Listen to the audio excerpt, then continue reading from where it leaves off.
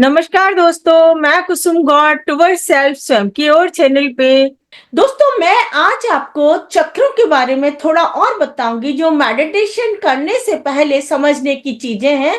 और फिर मैं आप चक्र मेडिटेशन के बारे में बताऊंगी, जिसमें मैं आपको हर चक्र का बीज मंत्र, उनकी मुद्राएं, वो सब बताऊंगी। और यहाँ आज मैं आपको इन चक्रों के बारे में थोड़ा सा बताना चाहती हूँ कि ये चक्र बेसिकली क्या है और क्या गवर्न करते हैं। जब मैं कर्म योग बता रही थी तो चक्रों के हिसाब से कर्म योग बताया, तो मैंने चक्रों के बारे में वहां पे भी बोला है। मैं आपको लिंक डाल दूंगी डिस्क्रिप्शन बॉक्स में। आज मैं आपको इन चक्रों के बारे में थोड़ा और बताना चाहती हूँ मेडिटेशन के हिसाब से। दोस्तों, जैसे मैंने आपको पहले बताया था कि मल्टीपल चक्र होते हैं जिसमें इंपॉर्टेंट 144, उसमें से भी हम जो काम कर सकते हैं वो इन 7 चक्रास पे काम करके बाकी चक्र हमारे अपने आप एक्टिवेट हो जाएंगे। तो इन 7 चक्र जो हमारे बॉडी के अंदर हैं उन पे हमें काम करना होता है। तो हम फोकस उन 7 चक्रास को ही करेंगे। तो फर्स्ट चक्र इसमें से होता है आपका। सबसे पहले तो देखिए, आपको चाहिए क्या? आपको चाहिए कि आपका अस्तित्व तो हो। तो उस अस्तित्व का जो चक्र होता है वो होता है आपका सबसे नीचे वाला, और वो है आपका रूट चक्र या मूलाधार चक्र। मूल आधार, वो हमारा आधार है हमारे अस्तित्व का। तो वो इसलिए मूलाधार चक्र है, रूट चक्र है। ये रूट चक्र जो होता है, इसका जो तत्व है, देखिए क्या हमें चाहिए? आधार के लिए कोई सॉलिड चीज चाहिए ना, तो वो हमारा होता है पृथ्वी। तो देखिए, साथ के साथ आप देखते जाइएगा, ये जो हमारे हम कहते हैं ना कि हम पंच तत्व का शरीर है, 5 तत्वों से मिलके ये शरीर बना है। तो वो 5 तत्व में से जो पहला जो मूलाधार चक्र है उसमें पृथ्वी तत्व प्रमुख होता है, क्योंकि ये स्टेबिलिटी का काम करता है, ये स्थिरता का काम करता है, हमारे अस्तित्व का काम करता है। और इस चक्र के जो देवी देवता हैं वो होते हैं आपके गणेश जी और पार्वती जी। क्योंकि ये आपके स्टेबिलिटी के देवता हैं, ये आपको स्थिर रखते हैं, पहले देवता हैं, जिसीलिए गणेश जी को हम प्रथम देव बोलते हैं। इसकी कहानी भी है, उस हिसाब से भी प्रथम देव का वाली बात होती है। लेकिन ये इसलिए है मेन तो कि ये अपने रूट चक्र के स्वामी हैं, हमारे अस्तित्व के स्वामी हैं। अब देखिए, दूसरा जो चक्र आता है हमारा, वो होता है, अब हमें क्या चाहिए? अस्तित्व हो गया। अस्तित्व के बाद क्या नेक्स्ट चाहिए होता है हमको? हमको बहना होता है ना, हमको रिलेशंस बनाने होते हैं ना, हमको संबंध बनाने होते हैं। तो ये बहना है, संबंध बनाने का चक्र होता है। संबंध बनते हैं तभी उत्पत्ति होती है। तो यहाँ पे आप देखिएगा, बहता है, ये संबंध का चक्र है। तो इसका जो तत्व होता है वो होता है जल तत्व। और जल का जो स्वभाव है वो भी बहना होता है। तो पहले स्टेबिलिटी, फिर बहना, फिर उस बहने के साथ में फिर उत्पत्ति होती है। तो ये उत्पत्ति किससे होगी? कि देखिए, उत्पत्ति के लिए 2 चीजें चाहिए होती हैं। एक तो सृजन करता चाहिए होता है, एक बुद्धि चाहिए होती है ना। सृजन करता और बुद्धि दोनों चाहिए होती हैं। इसलिए इसके जो देवी देवता हैं वो होते हैं ब्रह्मा जी और सरस्वती। सरस्वती जी वो हमारी बुद्धि की देवी हैं, हमारी ज्ञान की देवी हैं। तो उनसे ज्ञान लेके ब्रह्मा जी सृजन करते हैं। ब्रह्मा जी सृजन के देव हैं, तो वो सृजन करते हैं। तो ये सेकंड चक्र का है कि सेकंड चक्र जो है संबंध का चक्र है, और इस उत्पत्ति का चक्र है। इसलिए इसका जो तत्व है वो जल तत्व होता है। और इसके जो देवी देवता होते हैं वो ब्रह्मा जी और सरस्वती जी होते हैं। देखिए, आपके संबंध भी हो गए हैं, आपने उत्पत्ति भी शुरू कर दी है, यानी बच्चे भी पैदा हो गए हैं। तो आपका घर गृहस्थी बन गई है, परिवार बन गया है। तो आगे फिर क्या चाहिए? परिवार के लिए खाना पीना, उनके उनके रहने खाने का इंतजाम करना, और अपना यश फैलाना, अपने परिवार का यश फैलाना, अपने शहर का यश फैलाना। ऐसे आपके घेरे बढ़ते चले जाते हैं, जैसे मैंने पिछले वीडियोस में भी बताया है। तो थर्ड चक्र पे हम आ जाते हैं। तीसरा चक्र होता है आपका मणिपुर चक्र। मणिपुर चक्र इसका क्या है, जैसे मैंने बताया ना, धीरे धीरे आप फैलते चले जाते हो, बड़े होते चले जाते हो, है ना। तो इसका जो जो तत्व है वो होता है आग, जो फैलती है। और देखिए आप संसार में भी देखेंगे ना, तो आगे फैलने के लिए, आगे बढ़ने के लिए क्या चीजें चाहिए? हमारा परिवार हो गया, फिर परिवार के बाद क्या चाहिए? क्या चाहिए? मेनली दो चीजें प्रमुख होती हैं, है ना। एक तो हमारा परिवार का लालन पोषण अच्छा होना चाहिए, और पैसा, इससे हमारे ज्ञान हमको आ ही गया है सेकंड चक्रा में।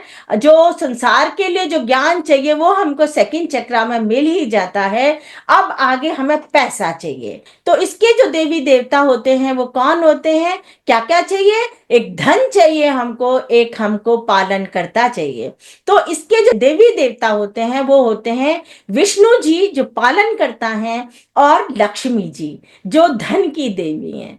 तो इन चीजों से आप अपने घेरे बढ़ाते चले जाते हो, अच्छे से अच्छा पालन करते चले जाते हो, आप अपने परिवार का, अपने समाज का, ऐसे ही आप नाम करते चले जाते हो अपने परिवार में, समाज में, आपके शहर में, आपके देश में, और ऑल ओवर यूनिवर्स में भी आप अपना नाम कमा सकते हो। इस थर्ड चक्र बहुत बड़ा चक्र है, इसीलिए इसमें फैलाव बहुत हो सकता है। इसीलिए इसका जो तत्व है वो आग है, जो कि बिल्कुल एक बार लग जाती है, एक बार ये इच्छा हो जाती है ना कि मेरे को यश चाहिए, तो वो ये इच्छा बढ़ती ही चली जाती है। धन की भी इच्छा है, वो एक ये होता है कि ये नहीं होता हम रुक जाएं कहीं, बस हाँ इतना सफिशिएंट है, नहीं जी, वो बढ़ती चली जाती है, आग की तरह फैलती चली जाती है।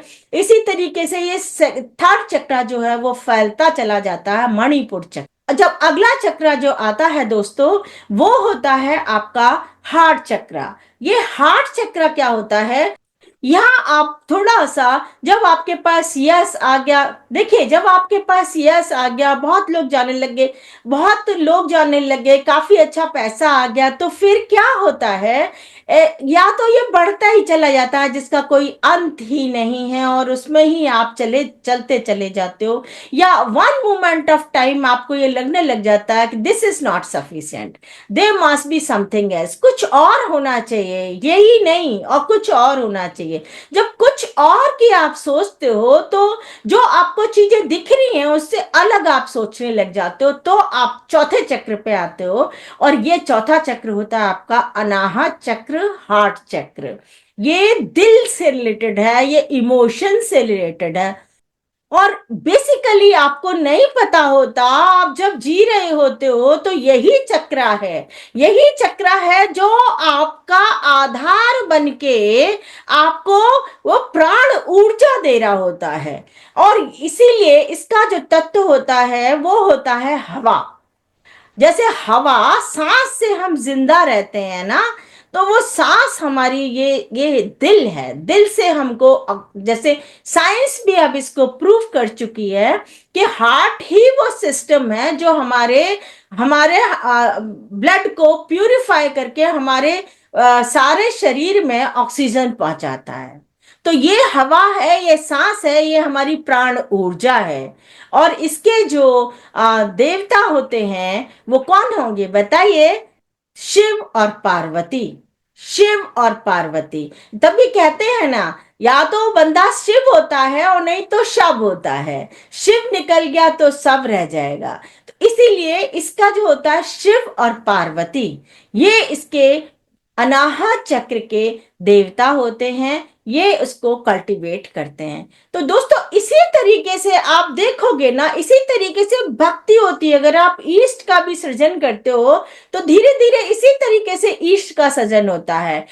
देखिए जैसे कि एक देश चलाने के लिए हमको पूरी व्यवस्था चाहिए होती है, उसी तरीके से हमारा शरीर चलाने के लिए भी हमको पूरी व्यवस्था चाहिए होती। उसी तरीके से दुनिया दुनिया को चलाने के लिए भी एक पूरी व्यवस्था बनी होती है। और हमारे different different different different type के देवी देवता होते हैं जो डिफरेंट डिफरेंट चीजों के अधिष्ठाता होते हैं।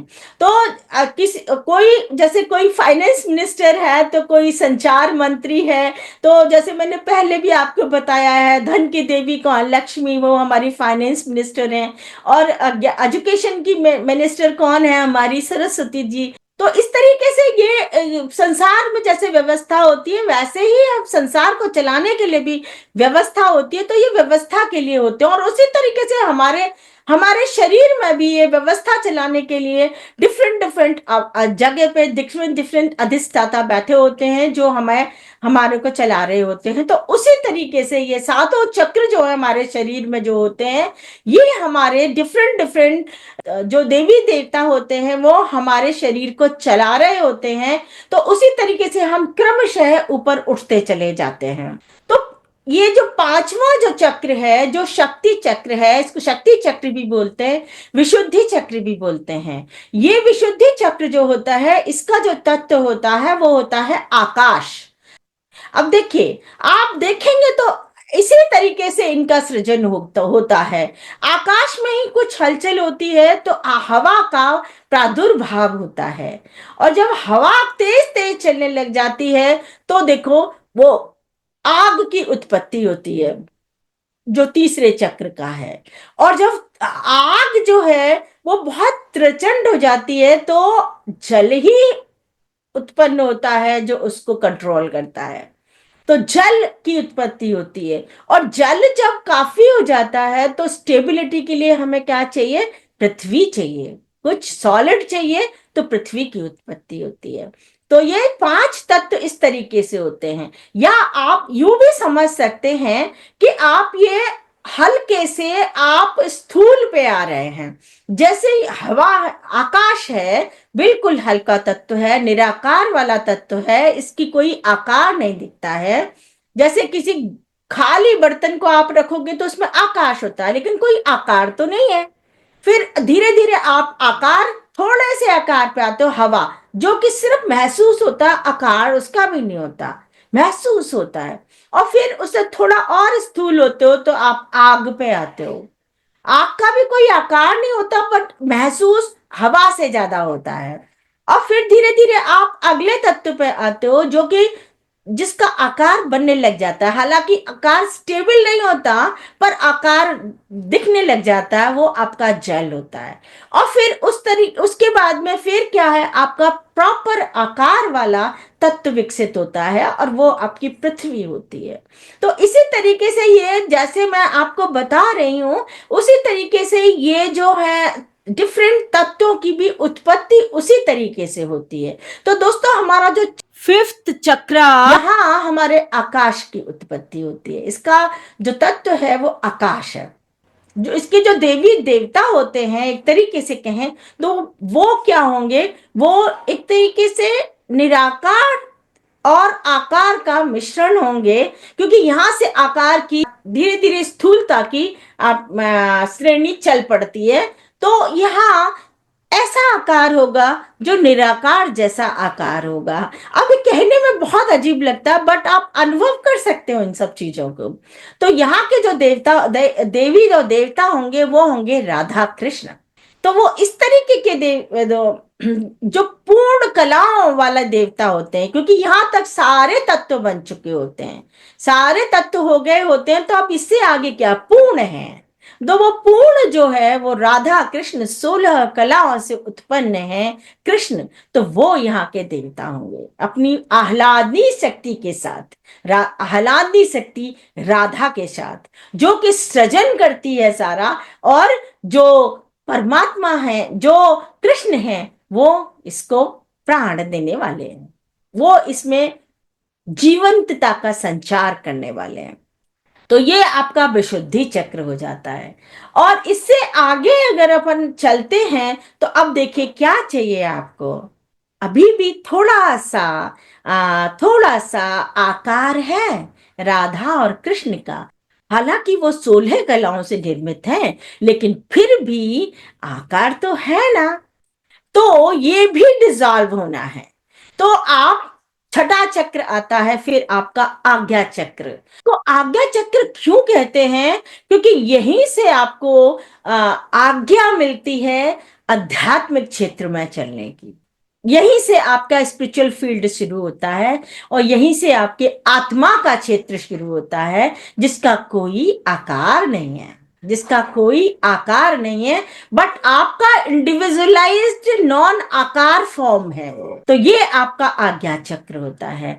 इसका जो तत्व होता है वो होता है लाइट, सिर्फ एक प्रकाश है।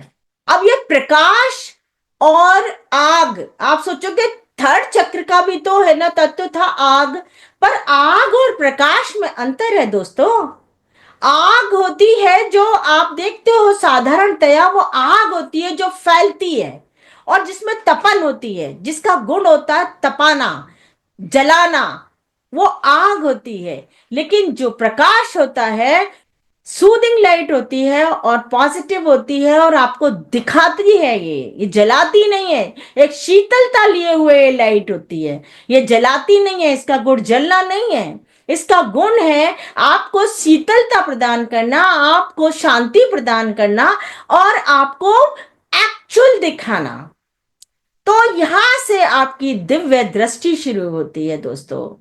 इसी हिसाब से आपके अनुभव भी आते हैं। आप जिस चक्र पे हो तो उसी हिसाब से आपके अनुभव भी आते हैं। आप जब इस फील्ड में चलोगे ना तो आप ये सब अनुभव करोगे दोस्तों। गुण होता है वो होता है दृष्टि देना। इसलिए कई बार इस चक्र को त्रिनेत्र चक्र भी बोल देते हैं और यहीं से आपकी दिव्य दृष्टि शुरू होती है। तो ये होता है आपका आज्ञा चक्र। और जैसे मैंने बताया कि कोई देवी देवता नहीं होते हैं, ये निराकार होती है और इसका जो अगर अपन कुछ मानेंगे तो इसका आत्मा ही इसका एक अधिष्ठाता है। अब दोस्तों आप आत्मा के फील्ड में पहुंच गए, जहां जहां कोई स्थिर आकार नहीं है और आप एक शांति और आनंद की एक दिव्य दृष्टि के साथ उस क्षेत्र में पहुंच जाते हैं, जो वहां से रियल चीजों को देखते हैं। तो फिर उसके बाद क्या होता है, वो सब देखने के बाद आप कहां पहुंचेंगे? आप पहुंचेंगे अगले सहस्त्रार पे। सहस्त्रार का ये जो जो छठा चक्र है, एक्चुअली में इसको कई बार गेट वे भी मान लिया जाता है, gateway of spiritual field. ये द्वार है, आध्यात्मिक क्षेत्र का एक द्वार है। तो अक्सर यही होता है, इसको द्वार की तरह से ही देखते हैं। यही से आपका सातवां चक्र शुरू हो जाता है, जो आत्मा का क्षेत्र है। और अपर मोस्ट पोर्शन जो सहस्त्रार का होता है वो आपकी बॉडी से भी ऊपर होता है और वो होता है आपका परमात्मिक क्षेत्र। इसका कोई देवी देवता तो हो ही नहीं सकता। जब जब आपका यही निराकारता आ गई है तो वहां तो निराकार होना ही होना है, वहां कोई आकार नहीं है। बट आपके जो इंडिविजुअलाइज्ड फॉर्म है ना, वो भी आपकी पिघलने लग जाती है, यूनिवर्सल फॉर्म में पिघलने लग जाती है। वहां से फिर परमात्मा का क्षेत्र शुरू होता है दोस्तों। आप जब तक सहस्त्रार में थे, आप अपने आप में थे, अपनी आत्मा में थे, एक इंडिविजुअलाइज्ड फॉर्म थी परमात्मा की। अब वो जब वो सहस्त्रार से ब्यून चले जाते हैं, सहस्त्रार के अपर पोर्शन पे आते हैं, उस समय से लेके जब ब्यून जाते हैं तो वो आप सेल्फ से ब्यून चले जाते हो। सेल्फ आपकी परमात्मा में डिसॉल्व हो जाती है, आपकी इंडिविजुअलाइज्ड फॉर्म यूनिवर्सलिटी में डिसॉल्व हो जाती है दोस्तों। तो ये इसी तरीके से आप चक्र दर चक्र, चक्र दर चक्र, चक्र दर चक्र आप अपनी प्रोग्रेस करते हो स्पिरिचुअल फील्ड में चलने के लिए, आध्यात्मिक क्षेत्र में चलने के लिए दोस्तों। तो आई थिंक आज के लिए इतना ही। फिर बताऊंगी मैं कि चक्रा मेडिटेशन कैसे करते हैं और चक्रा मेडिटेशन में कैसे हम हर चक्र को पार करते हुए सहस्त्रार एंड अबव आगे निकलते हैं और हमारा योग घटित होता है। तो दोस्तों आज के लिए इतना ही। फिर मिलते हैं किसी नए नए वीडियो में। Okay, bye bye bye.